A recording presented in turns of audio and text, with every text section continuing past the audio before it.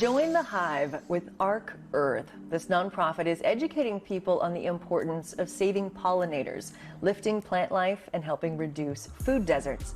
Here to talk more about Arkearth is the founder and director, David Burrows. David, it's a delight to be with you. Hey, it's great to be here. Okay, will you please introduce us to Arkearth? Sure. Well, Arkearth is a nonprofit environmental 501c3. Okay. And our concept is to initially, save honeybees, because honeybees are basically the celebrities of pollinators. Yes.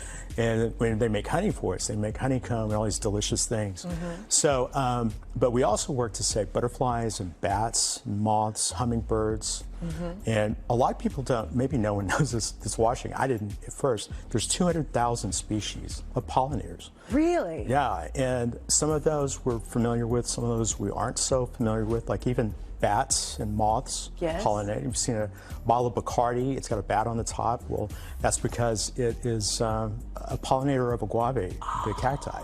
Of the 200,000 species that we have of pollinators, 20,000 are bees. Wow. And only, like in Texas, there's only about 3 or 5 species of honeybees. So the rest of those would be bumblebees and solitary bees, mason bees.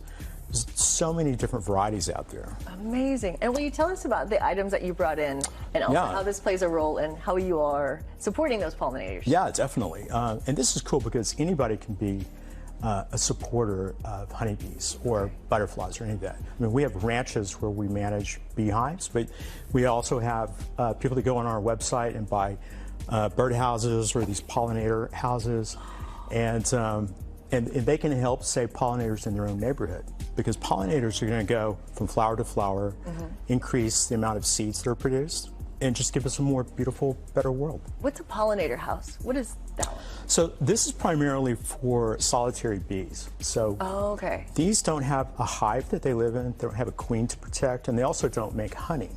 But they're one of the most prolific pollinators because that's all they do is pollinate. Wow. And so they love these little reeds, rods, that typically in the wild, that's where they go live. So this one is kind of a collection of, it's kind of a pollinator B&B, basically. Wow. And then the red part will attract butterflies.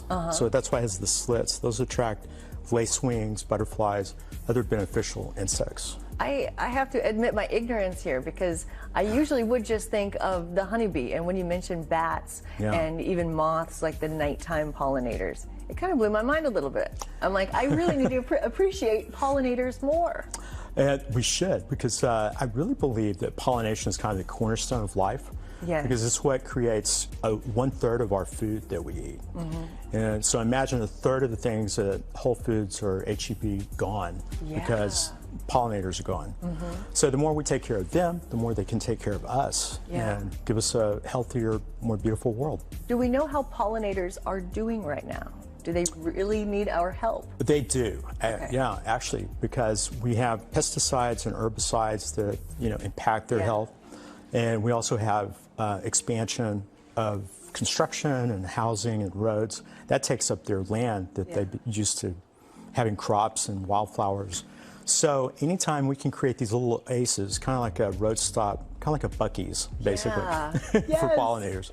And it gives them a little bit of food and water, and then lets them get to the next place where they can find their natural pollination. Amazing. How can we purchase one of these items so we can help the pollinators in our neighborhood? Yeah, so we have these on our nonprofit site on arkearth.org. Okay. And just the top is the store. You can click that.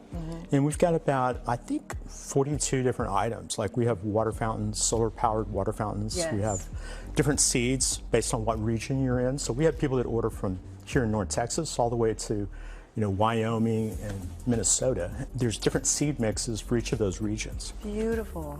And then people can have pollinator houses. If all you have is just like a patio or a balcony, we've got little potted plants that you can put in wildflowers and grow your own seeds there. Even herbs. Most herbs are pollinated too. Wow, I'd like to end with a little bit of irony, because you are bees' #1 fan and you're also allergic. Yes. So if he can support them, we can too. Thank you so much for coming in today. Thank you. Thank you for what you do. Appreciate being here. Again, to learn more about Arkearth or to get involved, visit arkearth.org. You can also follow them on Instagram at